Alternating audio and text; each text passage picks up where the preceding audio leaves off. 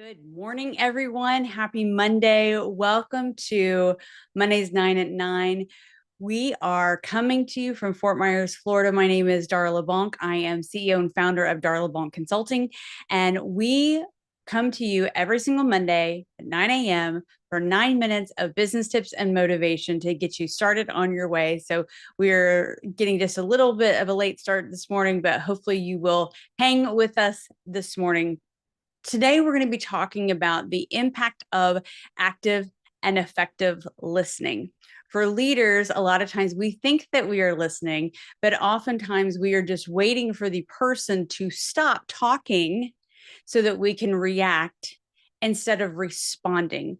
And I want us to really dive deep into this a little bit this morning of how the effective listening and active listening can impact the engagement of your team.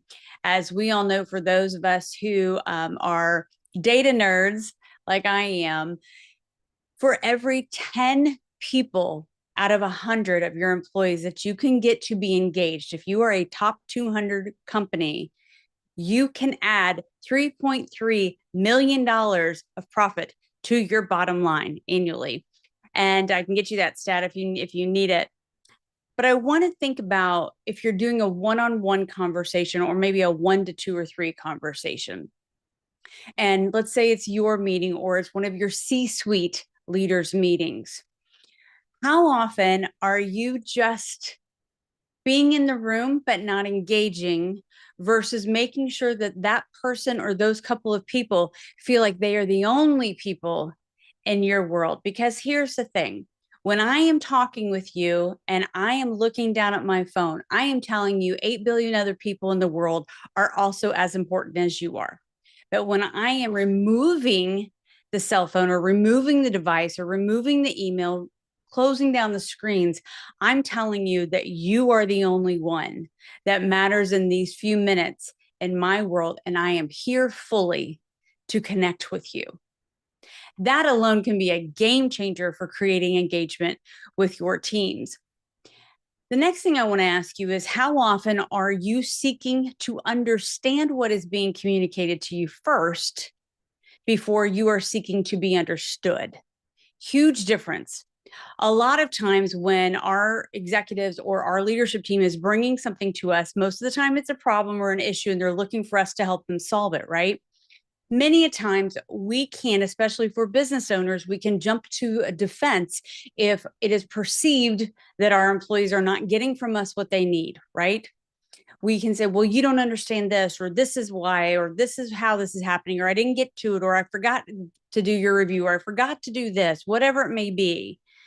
But when we can first seek to understand and then to be understood, it allows for that open line of communication to further happen and for conversation and a conclusion to be made, which can get us to a solution, right?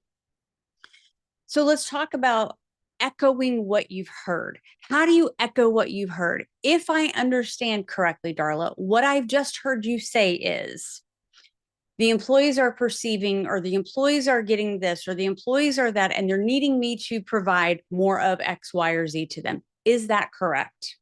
What I've heard you just say is, and I want to make sure I understand, so let me say this back to you to make sure we don't have any miscommunication or misunderstanding. X, Y, Z, is that correct? Now you know you can move to the next stage of the conversation because you both have a foundation of what is being communicated, what is the subject matter, and you both are understanding where each other is coming from. Then you can get to a point where you can collaborate, and or you may have to recalibrate. So in collaboration mode, you're going to sit there and say, okay, so let's talk through what a solution could look like. What do you have in mind? Or if we need to do a recalibration, you may look and say, you know what, let's reset. Let's get back to the basics. I can remember when my daughter was playing travel volleyball and they would be getting them to be in a position to receive the ball that was being served over the net. And when maybe they'd miss it or what have you, the coach would say, reset. Let's reset. Let's get back into the position. Let's get back into the stance where we know we are set up set up for success.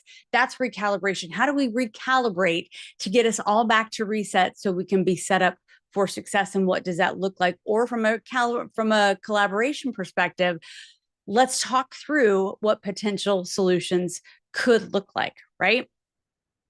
Once you've done all of those, then you get to decide how you want to think about the conversation, not before. Before that time, you are fact finding and gathering all of the information, right? Think about detectives who are on a scene, right? Where you hope they are just gathering the evidence and following where the evidence leads, not assuming a suspect is guilty, not assuming this person must have been, the guilty party because they were the last one to be seen with the person. They are just gathering the evidence, gathering information, so then they can make a determination about how best to proceed next. That's what you're doing up until this point. You're removing the devices. You are seeking to understand. You are going through the process of the conversation. You are echoing what you've heard. You're determining whether you need to recalibrate, or collaborate. And then you are making a decision about what you think about the conversation. Then you get to decide how you want to interpret that conversation. But being an active part of learning is listening. And once you understand that you are actively listening, then you guys can find the alignment. Then you guys can find where you go from here. Where does the next step take us?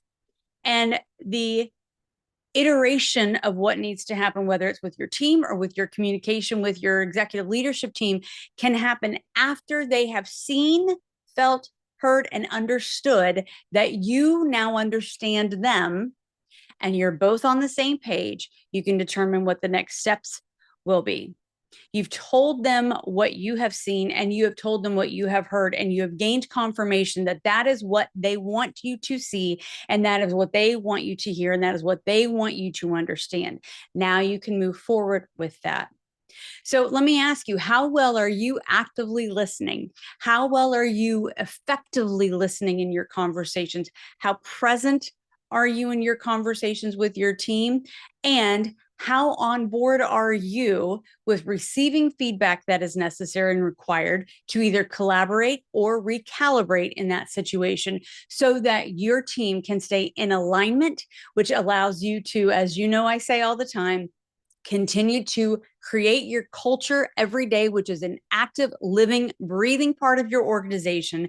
Create the cohesion within your team that continues to build the community that you are trying to create within your company. All right, my friend, that is 9 minutes of business tips and motivation on Monday morning. Make it a great day, and I'll see you next week.